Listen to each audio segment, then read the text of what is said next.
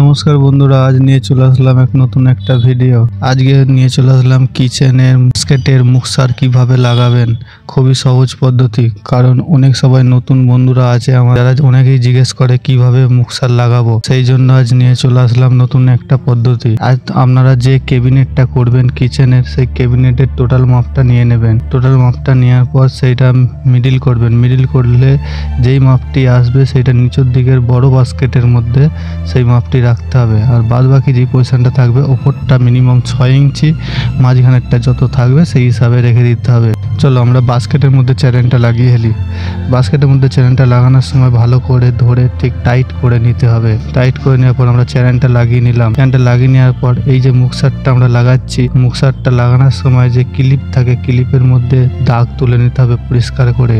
দুদিকটা দাগ তুলে নেওয়ার পর ভালোভাবে স্ক্রু ড্রাইভারে করে স্ক্রুগুলো লাগিয়ে নিতে হবে। তোমরা যদি চাও তাহলে পেরেক আর হাতুড়ি দিয়ে ওই যে ছিদ্রগুলিতে আছে ভালো করে দাগ তুলে নিয়ে তারপর ছেদ করতে পারো। আমাদের মুক্সার লাগানো কমপ্লিট হয়ে গেছে, দেখো পুরো পারফেক্ট হয়েছে, কোনো দিকে কোনো প্রবলেম হয়নি। এই পদ্ধতিতে তোমরা যদি করতে পারো তাহলে তোমাদের পারফেক্ট হবে, কোনো ঝামেলা হবে না। আজকের মতো এটুকুই, দেখা হবে পরবর্তী ভিডিওতে। আর ভিডিওটা যদি ভালো লেগে থাকে একটা লাইক আর সাবস্ক্রাইব অবশ্যই করে যাবেন।